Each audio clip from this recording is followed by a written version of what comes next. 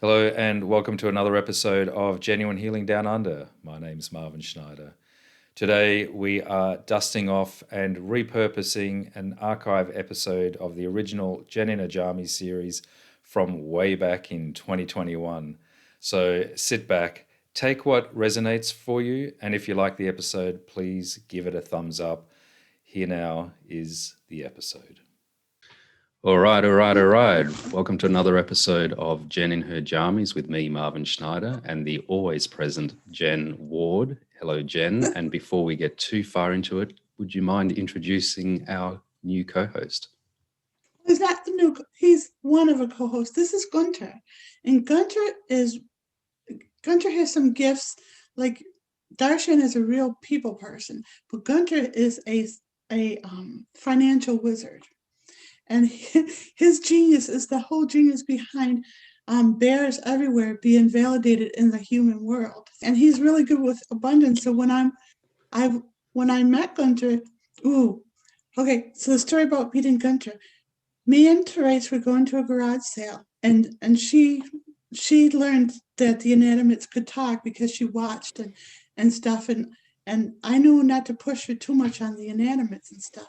But we went to this garage sale and there was nothing there. There were all these older ladies just gossiping under a tent. And I didn't even see Gunter. And Teresa pulled me aside and she goes, Jen, Gunter, we didn't know your name back then. So she goes, that bear, he wants us to save him. And this is coming from her. She used to get annoyed at me for wanting to save every bear. As it is now, because I'm getting lightened in my load, I can't make eye contact with a bear in a store, or else they'll tell me to come home and stuff. So we got to keep me. So, anyways, Gunter made eye contact with Therese, and he is so unhappy there. They're all gossipy, and he's miserable.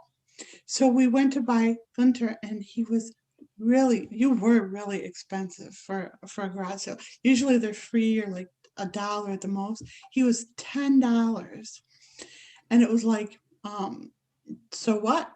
Yeah, he's worth it. And so I don't put prices on individuals or things or whatever. So I'll pay whatever. Yeah. So we bought Gunter, and Therese took him, and she looked at him, and she just started to cry. And it was like she felt his relief of being free of that ugly energy. And so him and Darshan have been best friends ever since. And Gunter has told me stuff about himself. And he's German, like you. He identifies with you a lot. And he's a financial wizard and stuff. So when my finances were really, really low, I said, Gunter, do your stuff. I know we need finances. So it was the last time I had worries about a bank account issue. It's not Making rent. My whole life has been hand to mouth, eviction notices, shut off notices, whatever. Since I've been working with Gunter and the finances have come, it's not an issue anymore. So I'm hoping that Gunter can give other people his wisdom and insights. So that's actually a really interesting way into this topic. We're going to call today's episode Abundance for All. And so It's great to have Gunter with us and sharing his views on abundance. What I've noticed since we've started doing these podcasts is your energy level and your perkiness has just sort of amped it up quite a bit. And so quite often when we initiate a call, you're really excited. And do that imitation. Do that imitation with me. Yeah. So when Jen comes on the call, it's like, just really excited because the conversations that we have, they're kind of important conversations. And then it could have because I get to talk to this good-looking, wonderful guy who's giving me attention. It's not that. It's just because we're having such deep, profound conversations that I'm like. But when Marvin gets too much of me and he wants to get off the calls or he wants me to tone it down, he knows that he can't. I can read him so much. So I say, oh, you want to get me off of call, but you don't know how to do it. So you're like biding your time, and he looks like a cat. You know, when you're holding a cat and the cat wants to get away. So I can see his energy darting around. And so he knows how sensitive I am. So he doesn't want to hurt my feelings. So he controls his tone. He's very thoughtful. So it's like his intensity is wants to come forth, and it knows it can because it'll hurt me. So it comes out his eyelids. So this is an imitation of Marvin. Like, Jen, I'm not mad. I'm not mad, Jen. And it's like he's doing everything he can to control himself, and it's like his eyelids can't stop. It's so fun. Thank you for that. I'm thoroughly embarrassed. Did I embarrass you? I'm sorry. Not at all. It was Okay, it was funny. good. It's a throw. Tell them the difference between a real so he throws away these comments, and they don't mean anything. They're throwaways. And then I'm crying because I hurt his feelings, and he goes, John, that was a throwaway. And then he knows that throwaways don't work with me because I feel everything. So. Well, and this kind of gets in a little bit from the previous session when we were talking about the rogue genius and how hypersensitive they are. And so working with you is a real experience. And you do, those people that are working with rogue geniuses and the hypersensitive, those that predominantly operate in the realms of energy, it is important to be conscious of words, thoughts, tone, those kinds of things. Yeah, thank you for that. And intentions, so for someone like myself, I have a harder time in the world because I can feel intentions behind things, and I can perceive an energy. Like, there's certain toys that I don't like because there was no intention in making them, and they're just products of mass production, and they're hideous to me. When I had my puppy Seema, and she used to want a baby doll from the garage sales, and the only ones I felt bad, but the only ones I would give her were ones that were Disney or something that was mass produced and stuff, because ones that had sweet intention in them, they were alive to us. Unfortunately, Seema didn't know the difference between the mass produced ones and the babies that were sacred. So I had to keep, that's why everyone's up on the top shelf, because Seema thought everything was for her. So, right. So that's starting to touch on part of the topic that we're going to be talking about. So the title of this episode is Abundance for All. Mm-hmm. And we are going to be talking about abundance and how it interacts and intersects with the business community and some of the work that I'm doing to help support that. And but before we get into those aspects, can you talk about the concept of abundance in its broader context? Because a lot of people think about abundance as monetary wealth, and there's certainly that aspect. But in your view, there's much more. But I just want to correct something. You're not just helping support things. You're a driving force in the world for this stuff. So false humility doesn't work very well in this case. And I know that's just part of your nature, but no, make no mistake that what Marvin is doing is a driving force behind shifting the narrative on big businesses and the intention behind them. So yes, and we'll get into that. Before we do, though. I will. I'm getting there. I'm sorry. I can't get to things as linear as you can because, no. Yeah. So I try. I'm trying to keep whatever. So abundance is like there's all these different kinds of abundance. Monetary abundance it's not even a real kind of abundance. Monetary abundance is only monetary wealth is only a means to get the other forms of abundance, which are joy, love, abundance, freedom, health, success, security, companionship, creativity, peace, life, wholeness, beauty, enthusiasm, contentment, spirituality, enlightenment, confidence, and empowerment. Did you count all of those? So I think I was counting something like 15 aspects of abundance as you are working those through. Peace, life, wholeness, beauty, enthusiasm. 14, yeah. Okay, excellent. So the point there, though, is that abundance is multifaceted. And abundance, like fixating on, this is like fixating on monetary abundance or even fixating on time. Well, we're going to use time as an example. Fixating on monetary abundance is like only valuing one time on the clock. So you have this clock with all these different values on it, 1 o'clock, daytime, nighttime, and stuff, but you only fixate on, okay, I can't do anything, I can't enjoy anything unless it's 12 o'clock. Please give me 12 o'clock all the time. Please, I need 12 o'clock. And it's like you can't have just 12 o'clock. You have to have all the other times in balance with it. And you try to buy other things of the clock, like say 1 o'clock is physical health, or 2 o'clock is time with your family, or 3 o'clock is peace.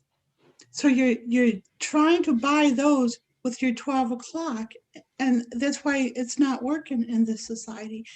Can you translate that so they can understand what I'm saying?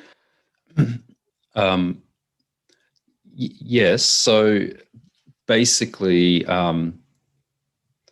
the concept of abundance is multifaceted, it's exponential. And if you kind of compartmentalize it and focus on one aspect of it, it's almost like the universe will not allow you to have the one aspect without the rest. So it needs to come in a package. Everything needs to come into a package.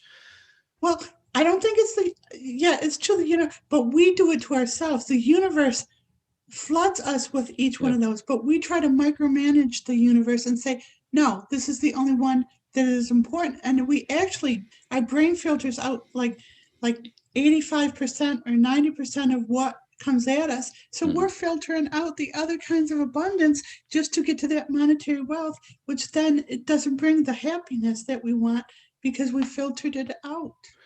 Yeah.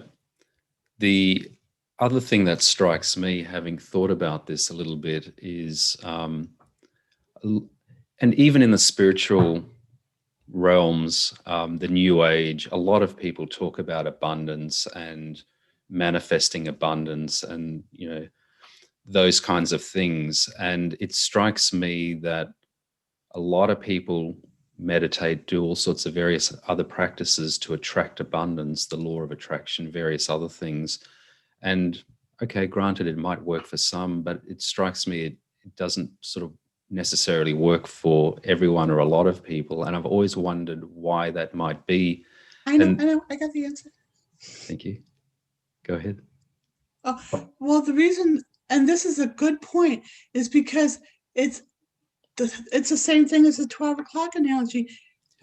The law of attraction is only one spiritual law. And it's the law, and it's as exacting as the spiritual law of gravity. Gravity's going to work. Why doesn't the law of attraction work for everyone? Because there's other spiritual laws, like the law of reversed efforts.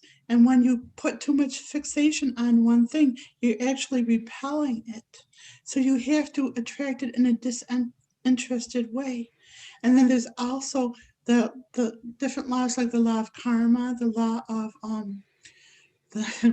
the spiritual law of love. Love supersedes everything else. So if you're trying to attract something and your intention isn't loving of all things, the spiritual law of love is going to supersede your attraction. Like if you say you wanted to have this house, but some family's living there and stuff, and it's like, well, I don't care about them because that's my house. Well, the spiritual law of love is going to supersede your law of attraction. Does that make sense? It does. You know what, though? I can see that there's going to be a whole podcast episode on the various spiritual laws and how they all intersect and interact. I can see that there's a whole episode on that. It's not that I'm an expert. So we already are getting people who are asking me questions like I'm an expert. And it's like, I don't want people to think, I don't want them to defer to whatever I say because I don't know the whole thing. I just know what I know. That's the thing. Absolutely.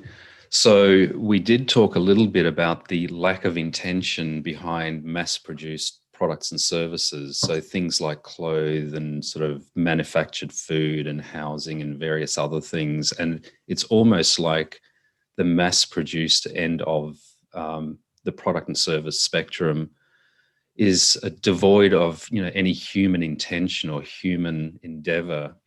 And so, can you just talk a little bit about that? So, as a person who perceives, is hyper perceptive in energy, what does that do to someone like you when you have clothes, for example? How does that feel? No, what you're doing in business is what we really need people to understand, because it's suffering. I can't. There's no joy in putting on clothes. I have like one or two shirts that I can handle wearing because they make me feel like they zing. They zing, and I feel comfortable in my skin when I wear them. Everything else is like depressing. I don't even want to put clothes on because they don't breathe. Their intention is not there. And it's the same way with houses, with food, with everything. And so as we gain spiritual awareness, more people are coming into alignment with understanding that they have to put intention into inanimate life and value it, or else it's going to be like not feeling comfortable in your skin, in your house, in your environment, none of it. So what you do is vital to uplifting consciousness. Yeah. So how are you going to do that for us all, Marvin? Wow. It's only a small thing that I do. Yeah, look, it's probably worth me spending a little bit of time talking about the work that I'm doing and the way that Jen is connecting with the work that I'm doing. So I operate predominantly working with large corporations, listed companies. I've been a career strategy consultant for, well, all my career by definition. So the work that I'm doing and others, some colleagues of mine, we are fundamentally working on and have been for a number of decades on helping businesses create wealth and think about wealth creation as just creating abundance. So create wealth in ways that enhance the well-being of the individual, wider community and the environment. In other words, business is a force for good. And a core part of that, I mean, there are many aspects to that. But one of the core parts of that is that what they produce and the reason that they're in business has a couple of aspects. One is that there is a fundamental intent that their being in business is in order to enhance the well-being of society. And one of the primary modes of that is the nature of what they produce, their products and services. And so fundamentally, if the products and services that they produce provide some long-term benefit, then they're going to be useful for society. But there's way more than that. But that's the work that we're doing at the moment, is to help companies transform themselves so that they are truly a force for good and not sort of, just in business just to make lots of money. There's nothing wrong with making money. Everyone needs to make money. But it's the way that they do it and the what they apply it to that kind of matters. How open are they? I mean, because I know that nothing is happening in a vacuum. So humanity is shifting. And I know humans are uncomfortable in their skin until they start to get it and awaken to energy. Yeah. So how comfortable are businesses in awakening in energy and making the shifts that they need to? Yeah, look, I'd say at this point, sort of mid-March 2021, there's still a long way to go. But let's put it this way, for the last 4 or 5 decades, business probably was devoid of a lot of human compassion, understanding, intention. Many businesses, in fact, were not a force for good. And pretty much every business in one way or another has some kind of negative impact on either the individual, wider community or the environment. So there is a increasing recognition that businesses need to benefit the wider community, but there's still a long way to go in terms of people's understanding. So those people that are controlling big business, I predominantly work in the space of big business and not private enterprise, not sort of startups, those kinds of things, right? More established businesses. So there is a long way to go, but there is an increasing recognition. And interestingly, the work that you're doing, Jen, at an energy level and supporting the work that I'm doing and the broader agenda seems to be putting into the collective a greater awareness, which means that, yes, I love the way you do that, a greater awareness. And the important thing about that for me is that opens board members and senior executives, so CEOs and the senior executive team, the business leaders, it opens them up to be receptive to the messages that me, my colleagues are putting out there, and then a greater willingness to work with us as clients to transform their companies, because there is a lot of work to be done to transform these companies. So if you think about it, we're trying to take these companies from point A to point B, where point B represents, let's call it best practice on, business serving society. So there's a lot of work to be done in taking these companies from point A to point B, because these companies are large organizations. It's got thousands, if not tens of thousands of people. And there's a lot of shifts that need to be made at a whole range of levels. So that's the work that I'm doing. And it is vitally important for humanity. And it's vitally important that business leaders get on board, get the message, transform their companies. So please, if you're out there, if you're a board member, if you're a CEO, grab the message, grab hold of this. Got to do it. That's a good point. Gunter, two things. Gunter wants to do a tap on that to help all of humanity and inanimate. Is that the word? Inanimate. Yeah. So anyways, there's one thing. And I just want to, you know how I see things? I mean, I've seen current events. I've been sitting on current events for like at least 4 years, 5 years. I knew what was coming and how it was. So I'm just going to like put it out there, is that any company that wants to thrive in higher consciousness, wants to have an edge on everyone else, all they need to do is work with you and the team. Yeah. And it's the upgrade. That's the upgrade. They're so dense right now. If they don't get it, you get it. And what's frustrating is, I've been invisible my whole life. Nobody would listen to a word I said. And now as consciousness opens up, it's like, oh, Jen, that's so wise. Oh, Jen, whatever. No, that's not that. It's like consciousness is open up to be aware of what I'm doing. And the same's happening with business. As soon as a business can see who you are and what you're bringing to humanity, they'll have the edge to all other businesses. And I see that. And that's why I support you 1,000,000,000%. Right? And we're supremely grateful for that support, because it is important. We need to be working on this agenda from multiple angles. Well, all the adepts that have guided me and kept me alive, you know how many times I came close to being taken out? I mean, just last year I almost died, and they wanted to talk me into it. The guy what's the guy who takes you out, the ambulance guy? He told me right in the ambulance, he goes, your heart is failing, your blood is failing, your liver is failing, you're not going to make it. And I don't know if he was trying to be a jerk, but he just basically said, you're not going to make it. And I loved my dogs, but I was so weak. And I just said, okay, if you want to take me out, okay, I'm ready to go. My dogs will be fine. My cats will be fine. I will go. I didn't know that you were coming on the horizon. I didn't know I had a purpose beyond just loving my dogs. But I was going to die right then. And it was like, no, the adepts wouldn't let me go. There was more to it.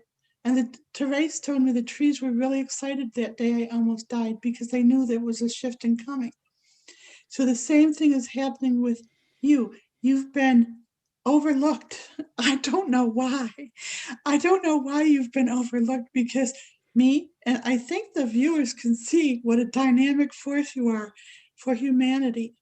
And so you've been under the radar until it was necessary. Well, you know what? It's necessary now. And I'm safe to speak, and you're safe to do your thing for society. So they're going to start seeing you, and they better see you or they're going to miss out. And a lot of the companies that are running by power are going to like grind themselves to a halt, and they're just going to not exist anymore. I should take you on our marketing team. I know, not the financial team. Can you tell them how bad I am at bartering for? Yeah, so most people negotiate prices down. Usually, if you're a seller of something, a buyer of something, you don't want to overpay. But rather than negotiating prices down, Jen always says, no, that's not enough. You need to take more. So yes, we probably won't have you on our commercial negotiating team, but our marketing team, yes, because basically what you just said is, you're pretty much making the case that, business leaders do need to get on board, get on the agenda, because if they don't, frankly, they're going to get left behind. It's as simple as that. So you said you wanted to do a tap, and then we might need to close out this episode. Okay. Oh, let me see if I remember. What was it, Gunter? We remove all blockages to companies upgrading to serve society in all moments.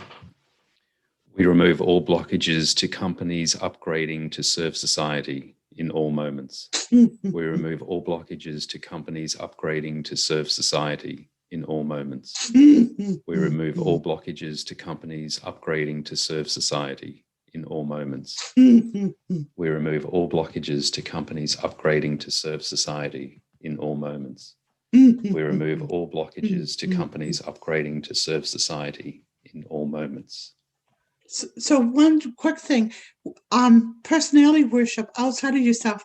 What the problem with personality worship is, people have been worshiping like CEOs and personalities at that end, and that's going to have to change. That's part of the shift. People are getting their individual power back, and then the assholes, the arrogant pricks, are being taken out of those positions, and it's going to be a position of humble service to humanity instead of an arrogant prick. I absolutely agree. One aspect is the cult hero worship of the hero CEO. And in my view, there's no such thing. And so the fundamental perspective a business leader needs to have in business 2.0 is a fundamental attitude of service to society. Anything less than that, and they're probably in the wrong role.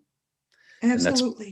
And that's probably a great place to close this one down. Thank you for the listeners. Thank you, Jen. Thank you, Gunter. Thank you. And we'll see you on the next episode. Bye for now. If you like this content and you appreciate the work that we're doing to uplift all of humanity and to help heal your body, mind, and soul, please consider becoming a Jenuine Healing premium content subscriber. Simply jump onto the Jenuine Healing website, jenuinehealing.com with a J, and click on the purchase button on the top menu. Scroll down, there's a premium content option. Click on that, sign up. It's a simple monthly plan for $20 a month, and you will have access to all of the premium content that we put up on the Jenuine Healing website. We look forward to catching you next time, and bye for now.